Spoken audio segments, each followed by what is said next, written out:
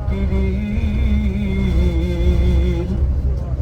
ترجمہ ہے رب العالمین نے فرمایا وَإِذْ مَوْمَنِ اور اِذْمَنِ جب یمکر بِکَ چالیں چل رہے تھے، تدبیریں کر رہے تھے آپ کے خلاف، منصوبہ بندی کر رہے تھے آپ کے خلاف، الذین وہ لوگ کفروا جنہوں نے کفر کیا، یعنی اے حبیب صلی اللہ علیہ وسلم جب کافر لوگ آپ کے خلاف تجویزیں کر رہے تھے، کیا تجویزیں تھیں؟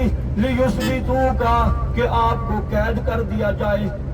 باہر نکلتے ہیں، میٹھی زبان والے ہیں، حسن اخلاق والے ہیں، حسن و جمال والے ہیں، لوگ گرویدہ ہو جاتے ہیں، دیوانے ہو جاتے ہیں، غلام ہو جاتے ہیں، دائرہ اسلام میں داخل ہو جاتے ہیں، کلمہ پڑھ لیتے ہیں، لہٰذا انہیں قید کر لو، یہ باہر نہیں نکل سکیں گے، لوگ مسلمان نہیں ہوں گے۔ پہلی تجویز یہ پیش ہوئی لیثبتوک۔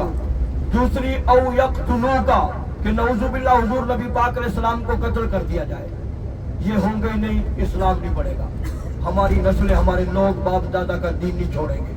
اور تیسرا او یخرجوک، تیسرا مشورہ یہ آیا، تیسری تجویز یہ پیش ہوئی، تیسری رائے یہ آئی کہ آپ کو نعوذ باللہ جلا وطن کر دیا جائے۔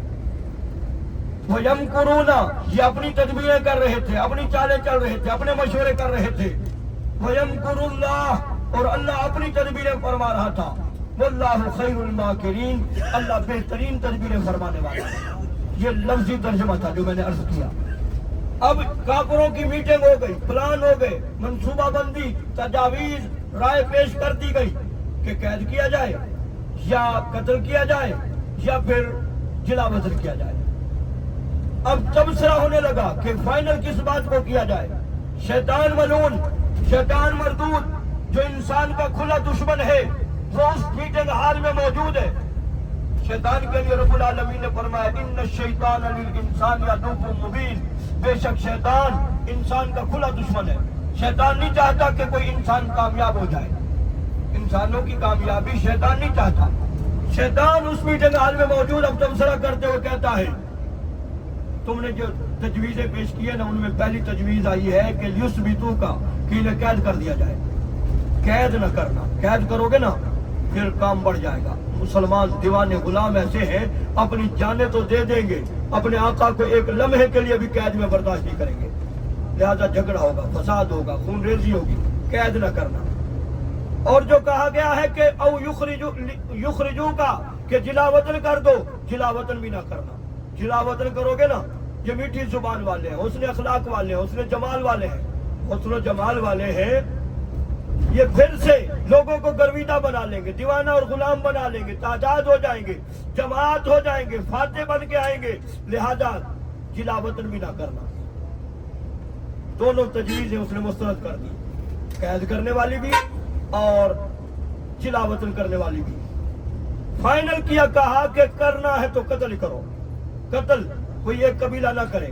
عرب میں جتنے قبائل ہیں ہر قبیلے سے ایک ایک جوان تیار ہو، کوئی ایک قبیلہ، ایک خاندان، کوئی ایک قوم اگر قتل کرے گی نا پھر مسلمان اسے صفحہ ہستی سے مٹا دیں گے، مسلمان اسے نہیں چھوڑیں گے، وہ ختم ہو جائیں گے، پھر مسلمانوں کا مقابلہ وہ ایک قبیلہ نہیں کر پائیں گے، لہذا کوئی ایک قبیلہ قتل نہ کرے۔ جتنے قبائل ہیں ہر قبیلے سے ایک جری دلیر بہادر جوان تیار ہو جو اس مہم میں اپنا کردار ادا کرے۔ مسلمان بدلہ مانگیں گے، فدیے قصاص مانگیں گے، کوئی ایک دے دیا جائے گا، پیسے مال مانگیں گے، سارے مل کے دے دیں گے۔ بہرحال سارے یہ کام کرو۔ کافروں نے یہ پلان فائنل کر لی، شیطان ملعون کی یہ تجویز فائنل ہو گئی کہ قتل ہی کرنا ہے۔ کافروں کا منصوبہ فائنل، حضور سید عالم رحمت کائنات امام الانبیاء علیہ السلام کے گھر کا محاصرہ کر لیا گیا۔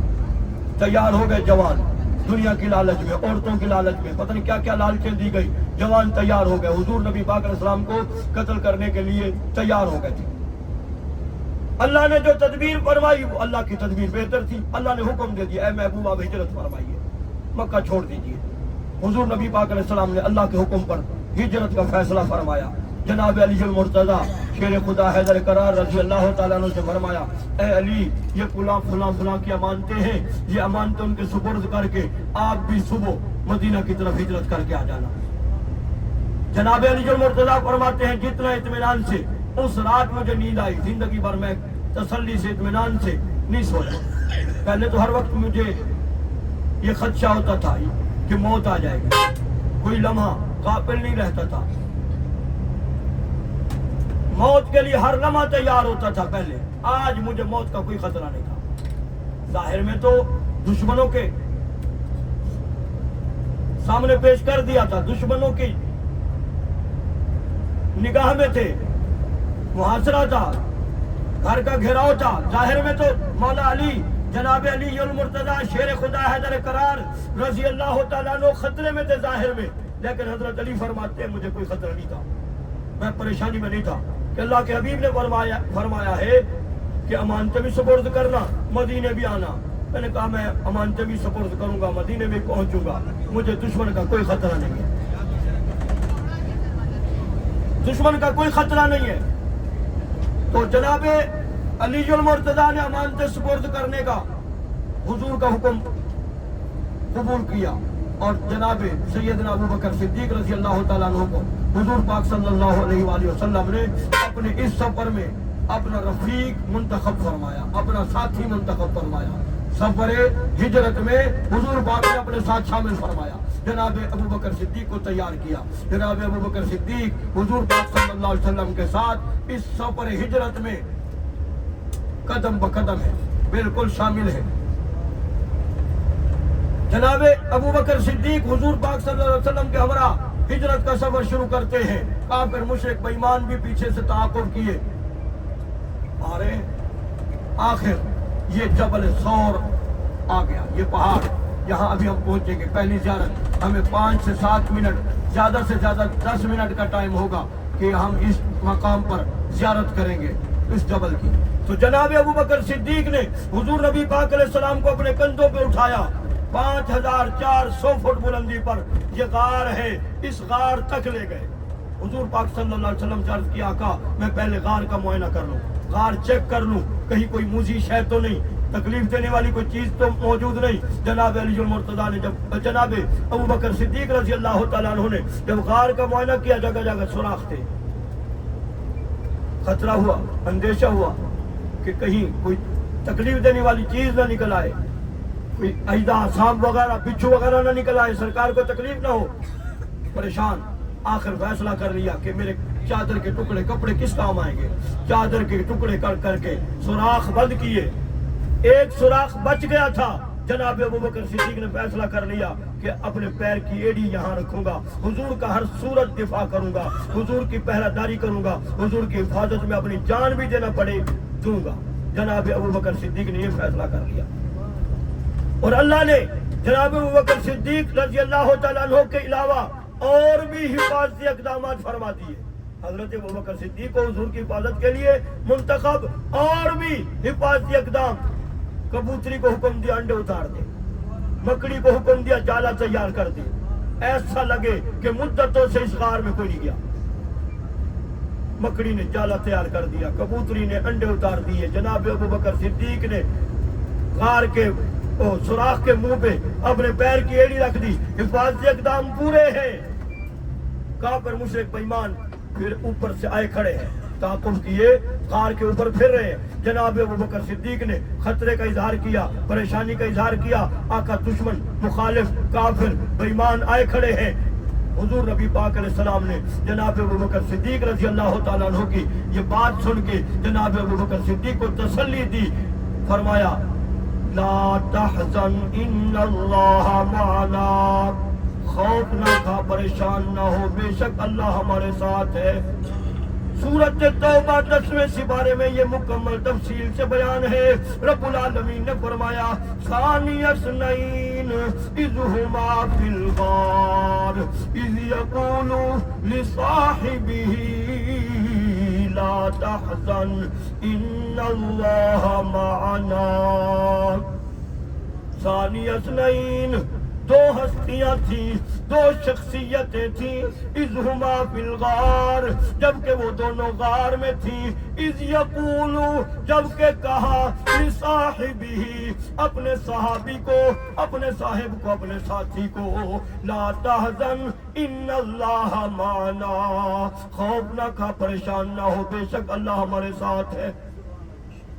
سورت توبہ کے 10ویں سپارے کے ان لفظوں سے جناب ابو بکر صدیق رضی اللہ تعالیٰ عنہ کا صحابی ہونا بھی ثابت ہے۔ سرکار اور جناب ابو بکر صدیق تھے۔ جناب ابو بکر صدیق نے کہا تھا آقا بیمان آئے ہوئے ہیں، حضور نے تسلی دی تھی لا تحزن ان اللہ معنا، خوف نہ کھا بے شک اللہ ہمارے ساتھ ہے۔ واحد صحابہ میں سے جناب ابو بکر صدیق ہے جن کا صحابی رسول ہونا قرآن سے ثابت ہے۔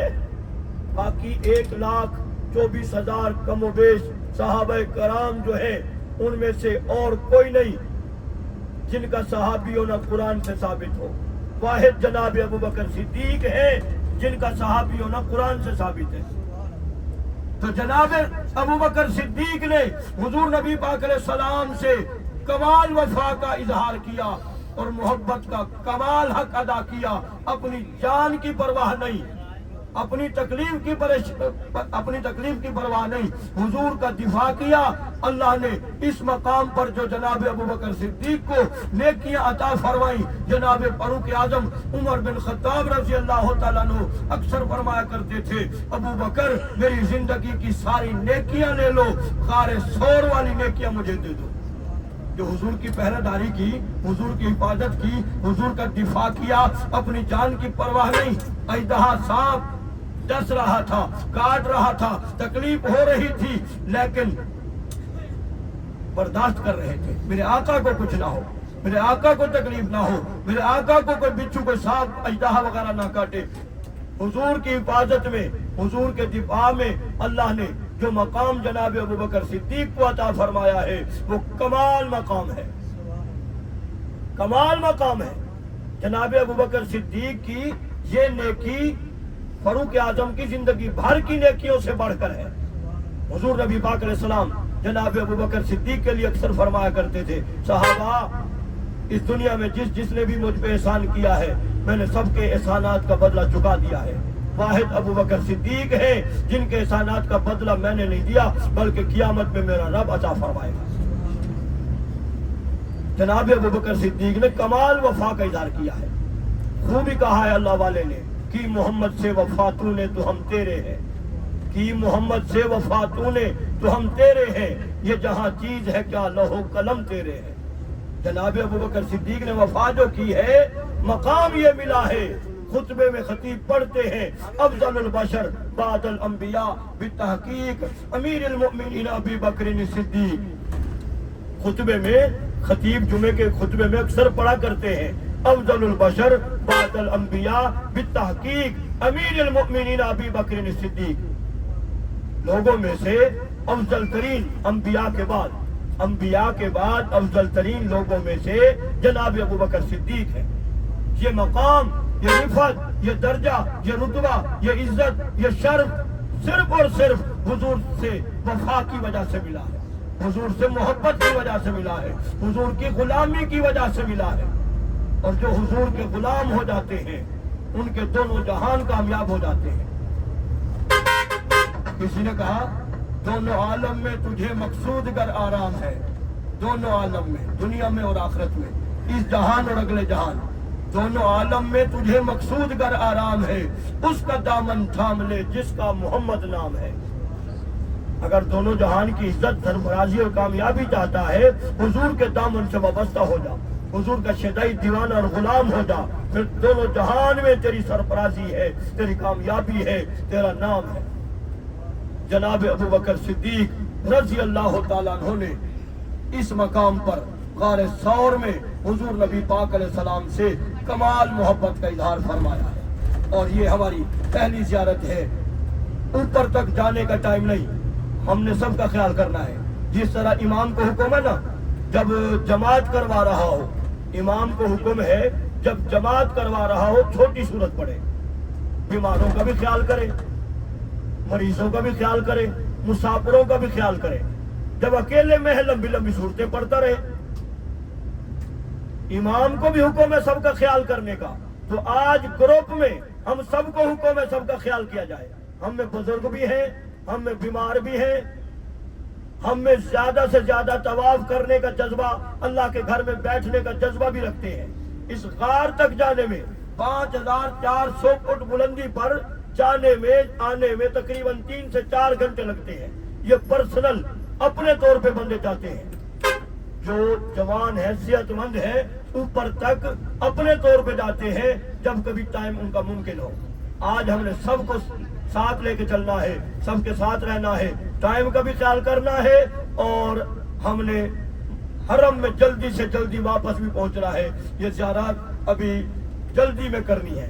पहली ज़ियारत के लिए अभी गाड़ी से उतरेंगे। गाड़ी का नंबर नोट कर लो। गाड़ी का नंबर है 0028 0028 गाड़ी का नंबर।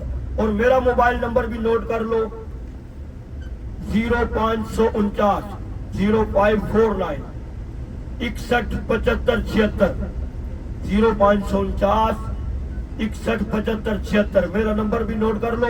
कोई भटक जाता है, अलहदा हो जाता है तो नंबर मिला के आसानी होगी, मिल पाएंगे।